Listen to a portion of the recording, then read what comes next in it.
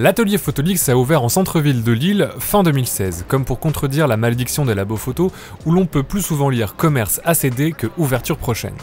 Le laboratoire propose tous les services que l'on attend en 2018, photo d'identité, tirage numérique via des bornes, mais il a quand même une petite particularité. En effet, il propose un grand choix de pellicules et des services spécialement dédiés aux photographes argentiques. Développement, tirage, scan haute définition, tout y est. J'ai posé la question à Florian, gérant et porteur du projet, des raisons qui ont motivé ce choix un peu surprenant. Pourquoi on donne une part si importante à l'argentique à l'atelier Photolix, alors que, on peut le dire de manière assez transparente, ce n'est pas là où on fait le plus de marge? Eh bien, la réponse, elle vient principalement de la passion. C'est que moi, je ne viens pas du monde de la photo à l'origine. J'ai choisi de faire de la photo parce que j'ai une pratique photo argentique depuis des années, et que ça devenait difficile en fait de trouver un endroit où je puisse aller découvrir de nouvelles choses, découvrir des nouvelles pellicules, trouver de la photochimie. Et quand on voit la sélection de pellicules proposée par l'atelier, c'est effectivement un lieu qui crie photographie argentique dès qu'on pousse la porte. C'est très certainement une des sélections de pellicules les plus importantes que vous pouvez trouver dans un magasin photo aujourd'hui en centre-ville. Une augmentation de l'offre motivée par le retour de plus en plus grand à l'argentique. En fait, quand j'ai ouvert l'atelier Photolix fin 2016, on avait 4 références de pellicules. On avait de la Kodak Gold, de la Vista, de l'HP5, de la FP4 chez Ilford. Et le fait d'augmenter le choix de pellicules, c'est venu de l'augmentation des volumes de vente qu'on avait. La reprise de l'argentique ne suffit malgré tout pas à rentabiliser le labo, qui propose aussi la prise de vue des photos d'identité, ce qui constitue une grande part d'activité et de revenus. Également, il y a le tirage des photos numériques, comme dans un labo classique, qui là aussi peut constituer une autre source de revenus pour le labo. Mais alors, quelle est à peu près la proportion des travaux argentiques et numériques? On peut facilement dire qu'on passe 35-40% de notre temps à faire de l'argentique. Le reste du temps, c'est beaucoup de tirage numérique et beaucoup d'identité. C'est ça qui fait tourner beaucoup la boutique. Dans ce petit reportage en immersion à l'atelier Photolix, je te propose de suivre ce qui arrive à ta pellicule une fois qu'elle a été déposée au comptoir et de plonger le temps d'un instant dans la vie d'un labo argentique.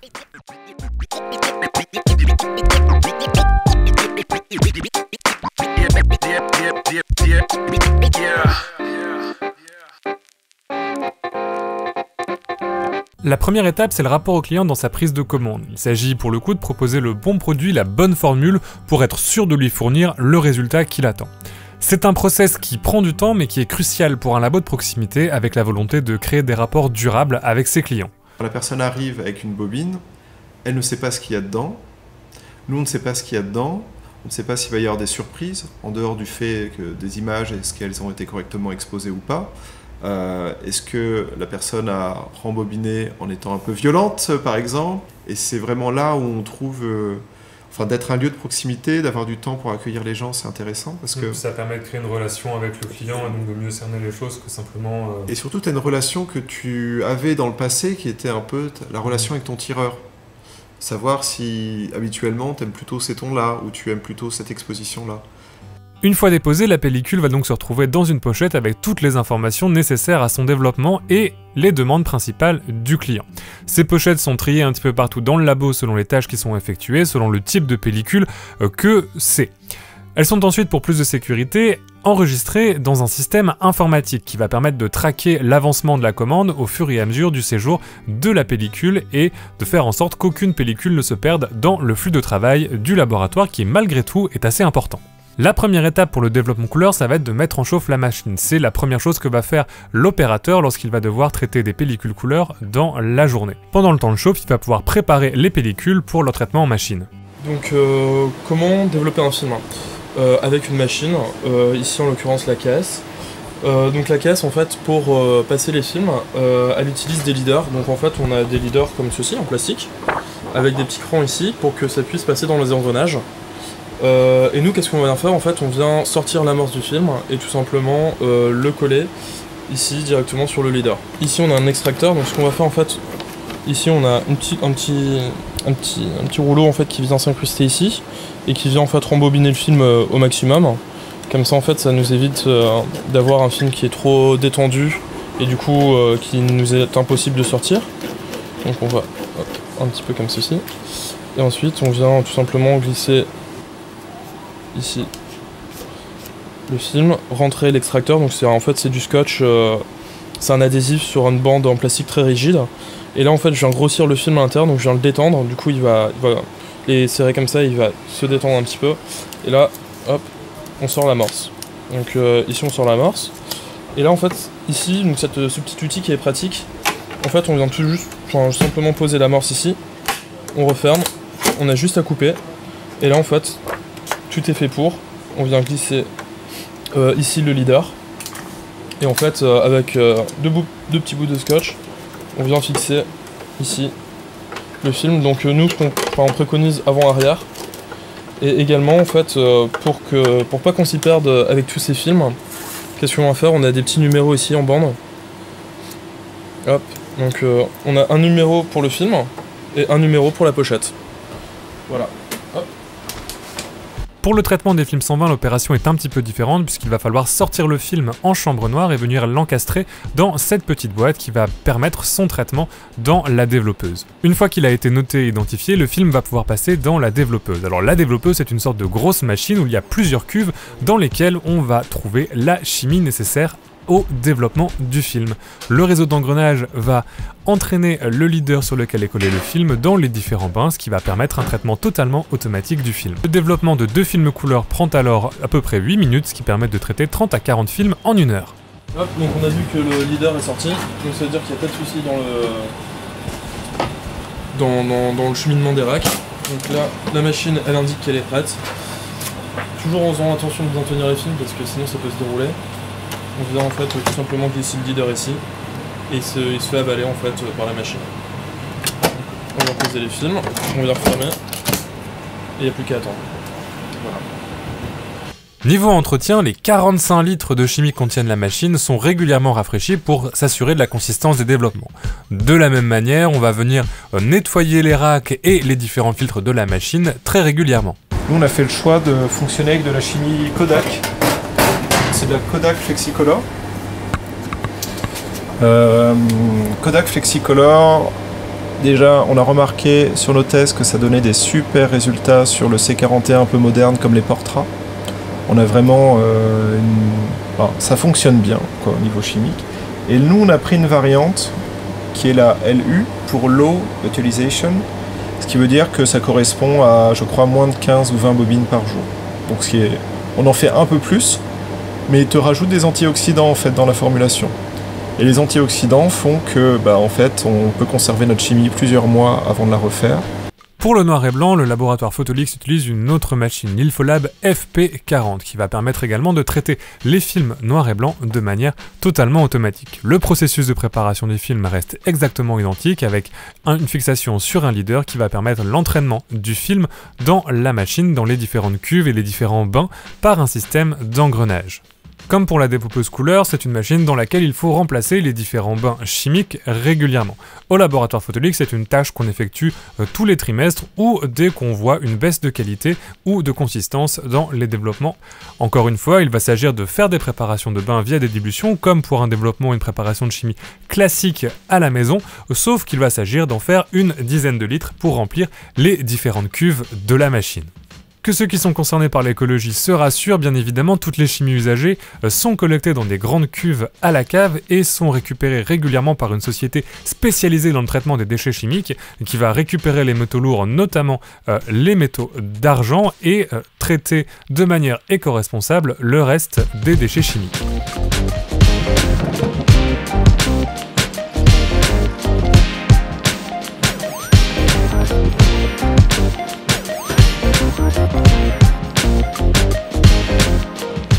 Une fois la chimie prête, la pompe de la machine va se charger de remplir la cuve avec la quantité nécessaire de chimie au bon déroulement des opérations de développement. Donc là en fait c'est un peu comme la caisse, on va rentrer le leader, il va être pris dans le film, il va être pris dans l'engrenage. On pose le film ici dont la petite capsule va avancer progressivement pour ensuite toucher le bout du... je sais pas comment on va appeler ça, le bout du mur on va dire, et avec un petit aimant ça va venir couper le film en fait, tout simplement. Pour le noir et blanc, les différents temps de traitement vont pouvoir différer d'un film à l'autre ou s'il faut faire un traitement poussé. Pour ça, l'équipe a une charte avec l'ensemble des pellicules classiques et les temps de développement adaptés à la chimie, et on va pouvoir rentrer directement sur la machine à chaque développement le temps nécessaire pour le traitement correct de la pellicule. Après quelques minutes, on a le leader qui sort avec le film qui est accroché, et c'est exactement le même fonctionnement que sur la développeuse couleur. Ce sont en fait deux machines qui fonctionnent exactement de la même manière, mais en utilisant des chimies différentes.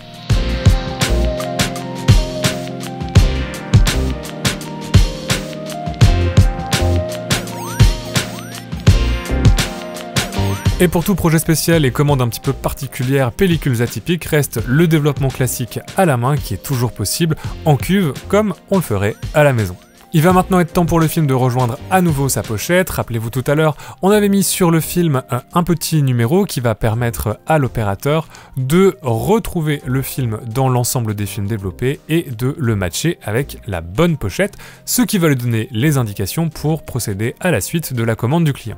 Mais avant ça, on va faire un petit contrôle qualité pour être sûr qu'il n'y a pas de marque sur le film, pas de taches qui restent. Si c'est le cas, eh bien on va pouvoir procéder à un relavement du film, un nouveau bain de stabilisant, pour être sûr de la qualité globale de la commande et encore une fois assurer une consistance de traitement entre les différents films.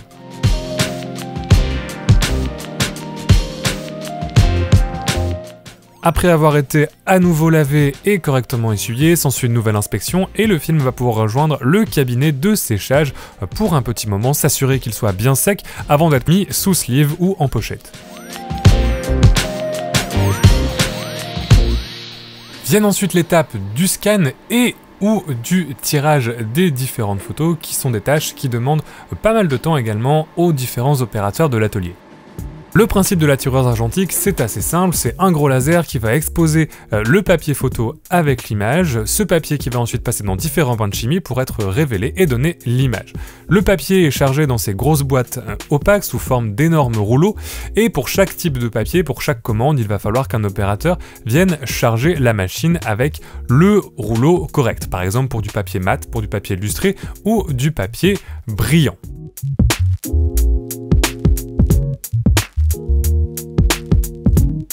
Quand la commande est lancée, on peut suivre l'avancée du papier dans les différentes cuves une fois qu'il a été exposé. Donc la première partie expose le papier et les 10 points jaunes que vous voyez, eh bien ce sont les différentes photos qui passent dans les différents bains de révélation, de fixage et de séchage avant d'atterrir sur le tapis roulant qui va trier les différentes commandes. Vous allez voir que les photos vont sortir et sont arrangées directement par commande dans les petits racks à droite. À chaque nouvelle commande envoyée à la machine, elle sort un nouveau rack, ce qui va permettre de ranger correctement les photos avec la bonne commande. Toujours dans un souci de suivi de qualité, la machine est calibrée chaque matin pour différents papiers. On va faire passer une épreuve dans la machine pour chacun des papiers qui sera utilisé dans la journée, ce qui va permettre de calibrer au mieux les différentes couleurs et d'assurer une qualité maximale des tirages. On fait ça pour différents types de papier. Et après on passe dans un sensinomètre qui va gérer en fait le laser. Si les réglages sont bons, on peut commencer le tirage. Si le réglage n'est pas bon, il refait un tirage en améliorant les valeurs de laser en RGB. Vous voyez, il a apporté des petites corrections par rapport à la dernière fois. Donc on fait OK pour passer au suivant. Si les réglages ne sont pas bons, il nous indique que les normes ne sont pas valables et donc il faut relancer un tirage. Là je passe au deuxième papier. Voilà, c'est en cours. Reste ensuite à l'opérateur à matcher les tirages de la commande avec le bon film. Donc on va commencer pour ça par mettre le film sous environnement protecteur, donc sous sleeve plastique, pour le protéger dans la pochette client.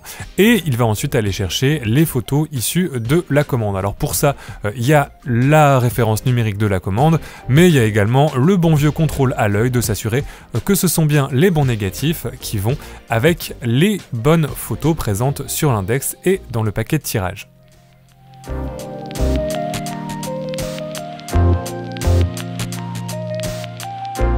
Raconté comme ça en quelques minutes, ça paraît relativement simple, mais c'est malgré tout un rythme de travail qui est assez soutenu, notamment pour les opérateurs, puisque au-delà de la production de photos, qui demande beaucoup de rigueur, on est souvent interrompu, on a souvent beaucoup de commandes à traiter en même temps, et reste aussi toute la gestion de l'aspect magasin et du rapport avec les clients qui prend également beaucoup de temps. Puisque le développement n'est pas seulement la seule activité du laboratoire, il y a aussi tout ce qui est vente de pellicules qui prend pas mal de temps et gestion, réception des différents stocks de films. Ça prend du temps à l'atelier et aux employés, mais c'est aussi hyper intéressant, notamment pour développer la clientèle et développer les personnes qui s'intéressent à l'argentique. Sur le grand public, on a beaucoup de gens qui viennent pour faire en fait des développements, des tirages numériques, et des tirages numériques qui se rendent compte qu'en fait ça existe toujours, la pellicule, que le développement ça existe toujours, et que du coup, en fait, ils peuvent réessayer. Quand ils redécouvrent la première série de photos en argentique, les premières 24 ou les premières 36 photos qu'ils ont refait sur une pellicule, même sur une pellicule un peu cheap comme la Color Plus, avec des rendus assez saturés, ils se rendent compte que ça n'a rien à voir. Parce que généralement, ils ont un meilleur boîtier que leur boîtier numérique. Ils ont généralement, et dans 90% des cas, de meilleures optiques, des optiques plus lumineuses, du coup avec des profondeurs de champ moins importantes. Et c'est vraiment ça, c'est le côté, tiens, je viens juste développer 110-15 de mon voyage que je dépose sur la borne, et en passant, je vois ces pellicules et je reviens au tirage argentique. Curieux, j'ai voulu poser une dernière question à Florian sur, selon lui en tant que labo, quel était le public aujourd'hui de l'argentique et quelles sont les personnes qui passent le plus dans son magasin. Le gros de ma clientèle aujourd'hui, je pense que c'est des personnes qui ont entre 20 et 30 ans, qui décident de se mettre à l'argentique. Ils ont récupéré un appareil chez leurs parents, ils ont récupéré un appareil sur une brocante, et ils veulent le charger, voir comment ça se passe. Alors, et dans cette clientèle-là, il y a un sous-ensemble, c'est les gens qui n'ont pas d'appareil mais qui font du jetable. Alors moi, tu vois, c'est ça qui m'a le plus surpris dans ma clientèle photo, c'est qu'aujourd'hui, je pense qu'on a facilement 30 à 35% des films qu'on traite qui sont issus d'appareils photo jetables. Ces 2 jours à l'atelier Photolix m'ont vraiment permis d'observer le fonctionnement d'un laboratoire photo et la dose de travail que ça représente aujourd'hui. Je remercie l'équipe pour son accueil et j'espère que de ton côté, c'est un voyage qui t'aura plu. N'hésite pas en tout cas à me poser toutes les questions que tu veux en commentaire et j'essaierai d'y répondre du mieux que je peux. On va terminer cette vidéo avec un petit mot d'encouragement de la part du laboratoire Photolix qui résume bien l'état d'esprit qui y règne. Que les gens se démoralisent pas et gardent l'envie toujours de faire de l'argentique parce que c'est quand même quelque chose d'assez intéressant et puis ça se perd de plus en plus. Du coup, redonner le goût à ça, c'est notre métier, quoi, tout simplement.